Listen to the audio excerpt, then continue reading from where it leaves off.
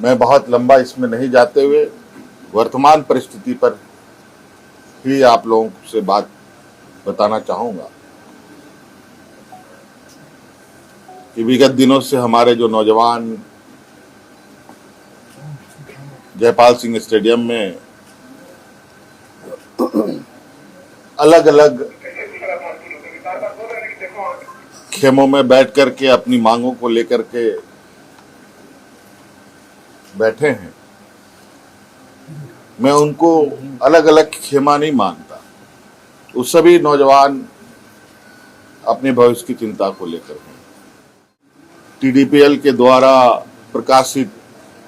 Result और TDPL द्वारा जो भी अभ्यर्थी चुने गए हैं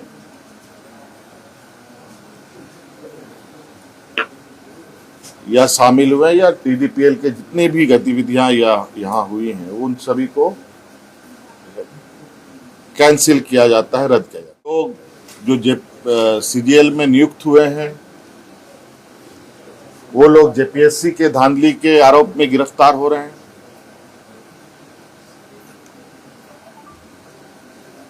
जब इसका ऑपरेशन हुआ ही है तो पूरे तरीके से इसका ऑपरेशन होनी चाहिए। और जो हमें जानकारी सीजीएल को लेकर हम लोग के समक्ष बताया गया और उस तथ्य को समझ बुझने के बाद आज कैबिनेट ने जैसे सीजीएल को भी रद्द करने का निर्णय लिया। ऐसा है पत्रकार मित्रों, काफी आप लोग कुछ दिनों से सक्रिय हैं, विभिन्न मुद्दों को लेकर, और सरकार भी कई मुद्दों को लेकर चिंतित है और समस्याओं का समाधान करने की भी इच्छा रखती है।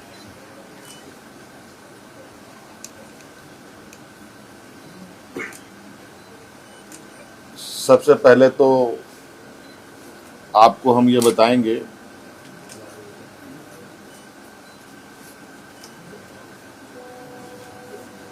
कि अभी वर्तमान में जो हमारे नौजवान छात्र छात्राएं अपनी मांगों को लेकर आंदोलनरत हैं और जो उनकी कुछ मांगे रही हैं, समय समय पर आपको ये बात पता चला होगा कि कुछ वार्ताएं भी हुई। वार्ता में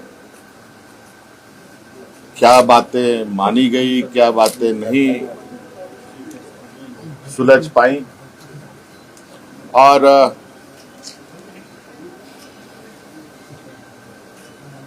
वो सभी चीजें हमारे समक्ष आ रही थी और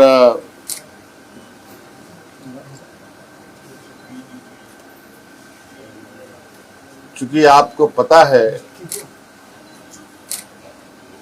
कि छात्र हितों को लेकर हम ही ने बहुत कड़ा और मजबूत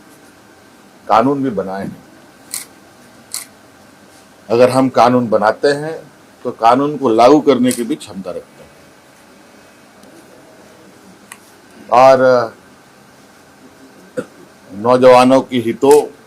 उनकी भविष्य, उनका विश्वास ना डगमगाए,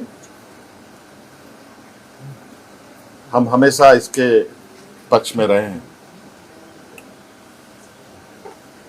और जिस कड़े निर्णय के साथ हम आगे बढ़ते हैं और जिस आत्मविश्वास के साथ आगे बढ़ते हैं, वो विश्वास में कहीं ना कहीं नौजवान भी है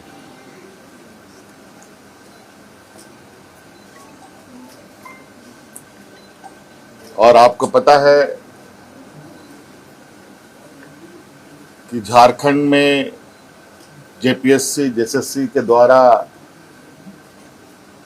नौजवानों की नियुक्ति होती है और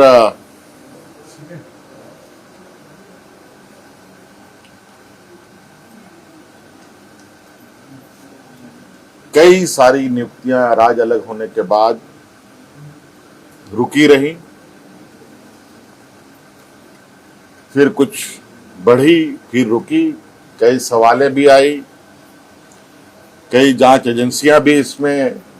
शामिल हुई और कई चीजों के परिणाम भी आप लोगों के समक्ष हैं। मैं बहुत लंबा इसमें नहीं जाते हुए वर्तमान परिस्थिति पर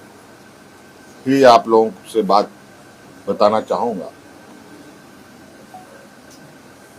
कि विगत दिनों से हमारे जो नौजवान जयपाल सिंह स्टेडियम में अलग अलग खेमों में बैठ करके अपनी मांगों को लेकर के बैठे हैं, मैं उनको अलग अलग खेमा नहीं मानता। वो सभी नौजवान अपने भविष्य की चिंता को लेकर हैं और इस विषय पर जैसे कि पहले हमारे मंत्री गणों की जो टीम थी उनके साथ बैठक में सुलझा लिया गया था,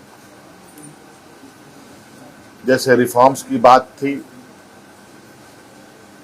ये आप लोगों के माध्यम से ही उन छात्रों की बातें हमारे कानों तक में आई, हमारी कमेटी के द्वारा भी हमारे कानों तक में आई। रिफॉर्म्स में निश्चित रूप से बिल्कुल पारदर्शिता के साथ आगे सरकार काम करेगी। रिफॉर्म्स में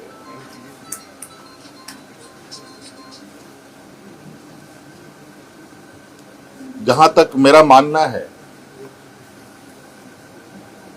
कि परीक्षाएं कैसे होनी चाहिए, कैसे नहीं होनी चाहिए, इसका पहले से ही एसओपी बना हुआ है और कहीं ना कहीं अगर वो एसओपी का पालन होता तो ये गड़बड़ियां नहीं होती।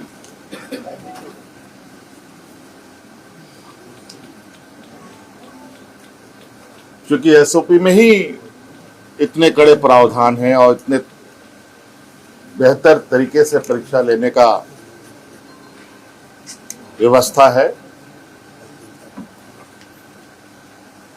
लेकिन फिर भी हम उस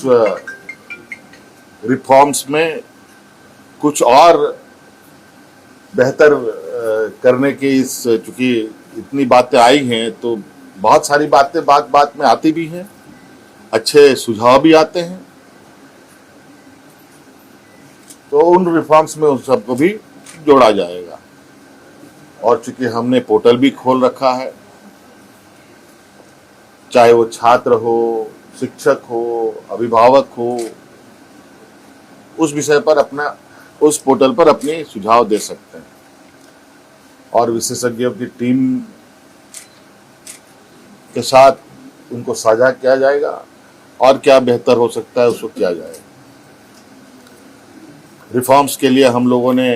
हमारे आईएएस अधिकारी अमिताभ कौशल जी की अध्यक्षता में कमेटी बनाने का निर्णय लिया है, जो अलग अलग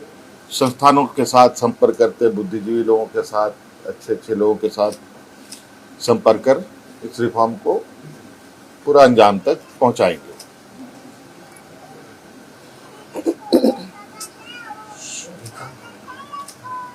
दूसरी बात,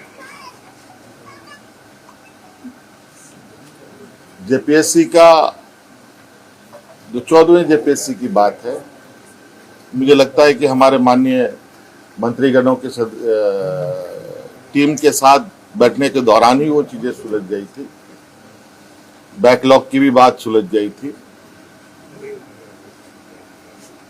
और कई जगह पर लोग नियुक्त भी हुए हैं। उसको लेकर छात्र के तरफ से भी और मंत्रीगणों की तरफ से भी कोई कंक्लूजन पर नहीं पहुंच पाए। आज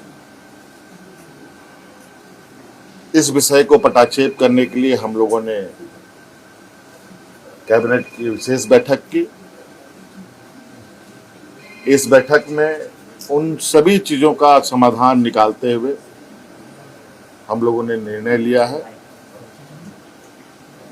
कि टीडीपीएल द्वारा किए गए परीक्षाएं, टीडीपीएल के द्वारा प्रकाशित रिजल्ट और टीडीपीएल द्वारा जो भी अभ्यर्थी चुने गए हैं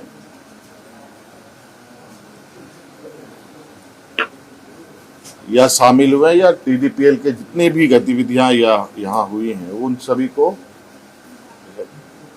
कैंसिल किया जाता है, रद्द किया जाता है।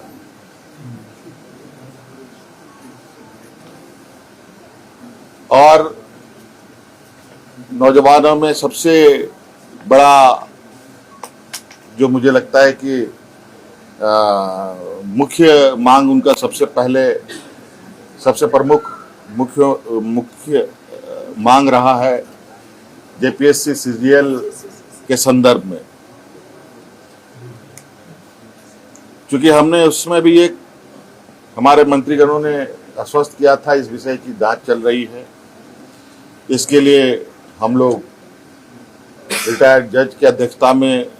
संपूर्ण जांच कराएंगे, क्योंकि कभी कभी ऐसा लगता है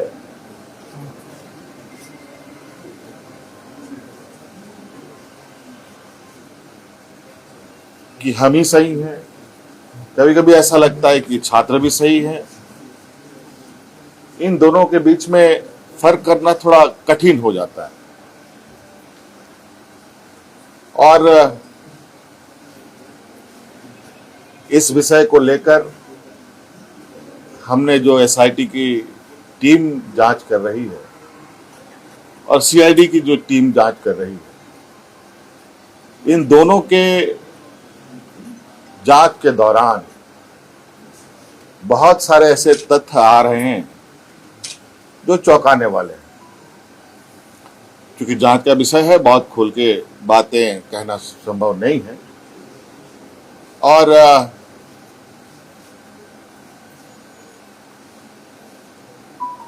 कुछ लोग जो सीजीएल में नियुक्त हुए हैं वो लोग जेपीएससी के धांधली के आरोप में गिरफ्तार हो रहे हैं।